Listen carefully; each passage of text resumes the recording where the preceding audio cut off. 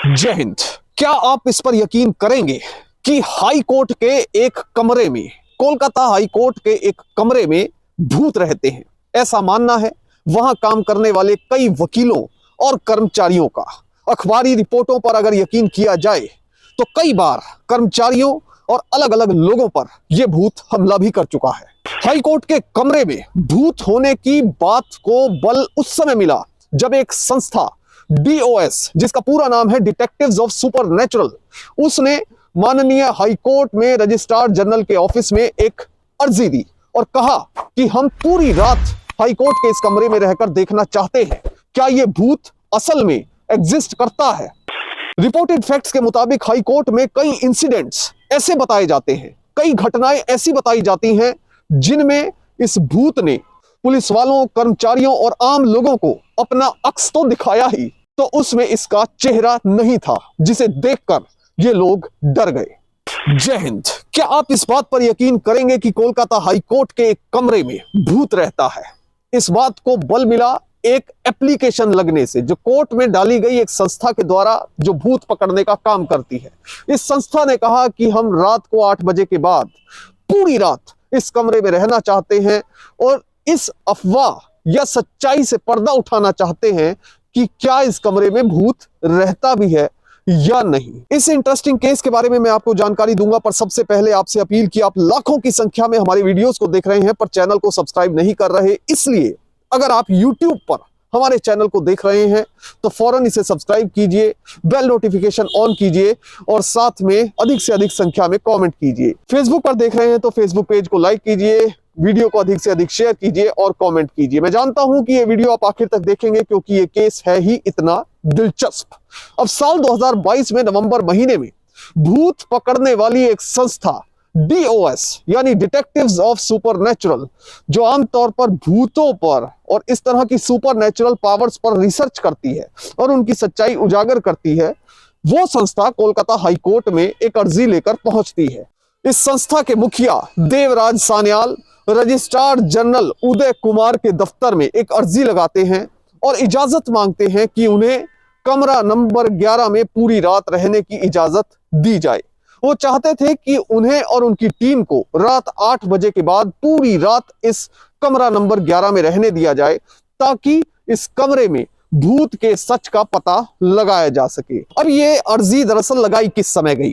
Kolkata high court ने TET पास कर चुके अध्यापकों पर एक फैसला सुनाया था और सुप्रीम कोर्ट ने इससे पहले अपने ऑर्डर में यह कह दिया था कि जिन भी लोगों द्वारा TET का टेस्ट पास कर लिया गया है, जिन अध्यापकों की संख्या थी 269, इन सभी को नौकरी दी जाए।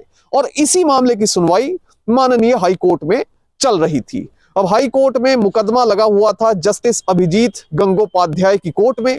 सुनवाई लंबी चली तो माननीय जस्टिस ने कहा कि इसकी सुनवाई लंबी चलेगी, इसलिए शाम को इस मामले को सुनते हैं। शाम को 4 से 7 बजे के बीच माननीय जस्टिस ने इस मामले को सुनने के लिए कहा। जैसे ही जस्टिस ने यह बात कही, यह बात सुनकर वहां बैठे सभी वकील और कर्मचारी डर गए, भयभीत हो गए और कथित तौर पर उन्होंने माननीय जस्टिस को यह कहा कि सर, क्या आप नहीं जानते कि रूम नंबर 11 में क्या होता है? उन्होंने बताया कि रूम नंबर 11 में अंधेरा होते ही भूत पहुंच जाता है और वो कई कर्मचारियों को दिखाई भी दे चुका है, जिससे कई कर्मचारियों, पुलिस वालों को चोटें भी समय समय पर लगती रही हैं। हालांकि रिपोर्टेड फैक्ट्स के मुताबिक कथित तौर पर जज साहब ने जवाब दिया कि अंधेरे से पहले ही इस मामले की सुनवाई को खत्म कर दिया जाएगा। पर अब सवाल यह है कि आखिर सभी लोग रूम नंबर 11 में भूत के रहने की बात को सच क्यों मानते थे? इससे जुड़ी 3 घटनाएं हैं। अब 3 घटनाओं में जो सबसे पहली घटना है वो हुई हाई कोर्ट के इसी रूम के बाहर, रूम नंबर 11 के बाहर। एक जस्टिस जो अपना फैसला सुना रहे थे, ऑफिस का काम कर रहे थे, काम करते करते देरी हो गई। इसी दौरान एक सुरक्षा कर्मी, एक पुलिस वाला वॉशरूम जाने के लिए कहता है। अब जो वॉशरूम है वो आप समझिए कि एक ऐसी जगह पर बना हुआ है जो रूम नंबर 11 के बाहर गोल सी सीढ़ियां हैं और उसके साथ में ही वॉशरूम बना हुआ है। यह व्यक्ति वॉशरूम जाता है, वॉशरूम से जब वापस आने लगता है तभी ये अचानक औंधे मुंह नीचे गिर जाता है सीढ़ियों के पास, यानी रूम नंबर 11 के बाहर। ये गिर जाता है और जोर जोर से चिल्लाने लगता है और फिर वहां से भागने लगता है। जैसे ही कोर्ट में मौजूद बाकी के कर्मचारी और पुलिस वाले कथित तौर पर इस अधिकारी की आवाज सुनते हैं, वो फौरन उसे लेने पहुंचते हैं और सहमे हुए इस पुलिस वाले को शांत करवाते हैं और उससे फिर खुद पुलिस वाले और कर्मचारी पूरा वाकया बयान करने के लिए कहते हैं। ये पुलिस वाला बताता है कि जिस समय वो वहां पर गया उसे शुरुआत में कुछ दिखाई नहीं दिया, पर जब अचानक से वो गिरा तो उसे लगा कि उसे पीछे से किसी ने धक्का दिया है। उसने मुड़कर देखा तो एक महिला वहां पर मौजूद थी जिसने साड़ी डाली हुई थी। उसने जब उस महिला के पैरों की तरफ देखा तो उसने पाजेब पहनी हुई थी। जब ऊपर देखना शुरू किया तो उसके कंधे से ऊपर उसका शरीर नहीं था, यानी कि उस महिला का चेहरा मौजूद ही नहीं था। इसको देखकर यह पुलिस वाला घबरा गया और चिल्लाने लगा। रिपोर्टेड फैक्ट्स के मुताबिक जब यह घटना हुई तो उसके बाद जज साहब ने रूम नंबर 11 के बाहर परमानेंटली पक्के तौर पर पुलिस वालों को तैनात कर दिया, ताकि कोई भी पुलिस वाला या कर्मचारी यहां से गुजरे तो वो कभी ऐसी किसी घटना का शिकार ना हो सके। रिपोर्टेड फैक्ट्स के मुताबिक दूसरा वाकया जो सबसे ज्यादा प्रचलित है और जिसे काफी लोग सच भी मानते हैं, ब्रिटिश पीरियड के दौरान एक कवि था जिसका नाम था तपिस। उसे एक मुकदमे में सजा दी गई। माननीय कोर्ट ने उसे सजाए मौत की सजा दी। अब जब सजा देने के बाद इस व्यक्ति को जेल में ले जाया गया तो उस समय उस पर काफी प्रताड़ना की गई। उसे न पीने के लिए पानी दिया गया, न खाने के लिए कुछ दिया गया, जिसके कुछ समय बाद उसे फांसी के फंदे पर लटका दिया गया। लोगों का मानना है कि जब से तपिस नाम के इस कवि को फांसी के फंदे पर लटकाया गया है, तब से एक आत्मा ऐसा लगता है कि वो मटके के पास आती है और पानी पीना चाहती है, पर वो पानी पी नहीं पा रही है। और इसीलिए शायद कोर्ट में भी रूम नंबर 11 में इस तरह की आत्माएं दिखाई और सुनाई देती हैं। अब जो घटना नंबर 3 है, जो काफी चश्मदीद जिसके गवाह रहे, वो सबसे महत्वपूर्ण है। कोलकाता हाई कोर्ट में आम दिनों की तरह काम चल रहा था। काम करते करते जैसे 5 बजे ज्यादातर कर्मचारी और माननीय अधिकारी अपनी कोर्ट से निकलकर घरों की तरफ रवाना हो लिए, पर 2 कर्मचारी कोर्ट में बैठे रह गए क्योंकि काम ज्यादा था। अगले दिन जजमेंट पास की जानी थी, तो उसके लिए लिखती काम जो है कोर्ट में ज्यादा होता है, तो कई कर्मचारी रात भर बैठकर भी काम किया करते हैं। अब शाम के तकरीबन 7 बज गए। कोर्ट के 2 मुलाजिम मनमोहन और वजहारी कोर्ट में ही मौजूद थे और कमरे में बैठे अपना काम कर रहे थे। 7 बजे के बाद भी तकरीबन 1 घंटे ये काम करते रहे। 8 बज गए। 8 बजे वजहारी नाम का ये कर्मचारी मनमोहन को बोलता है कि मैं वॉशरूम जाना चाहता हूं। मनमोहन वजहारी को कहता है कि तुम जज साहिब के वॉशरूम में ही चले जाओ, पर कथित तौर पर वजहारी मना करता है कि नहीं, माननीय जस्टिस के वॉशरूम में नहीं जाऊंगा, मैं रूम नंबर 11 के बाहर जो वॉशरूम है, जो शौचालय है, उसमें जाऊंगा। हालांकि मनमोहन उसे समझाने की कोशिश करता है और उसे बताता है कि इस समय वहां जाना उचित नहीं है, पर वजहारी जिद करता है और वो उस शौचालय की तरफ चला जाता है। वजहारी वहां चला तो जाता है, पर काफी समय बीत जाने के बाद भी वो वापस नहीं आता। अब ये देखकर मनमोहन की हालत खराब हो जाती है। कुछ देर बाद मनमोहन हिम्मत जुटाता है और वो उसी शौचालय की तरफ, उसी टॉयलेट की तरफ चल पड़ता है।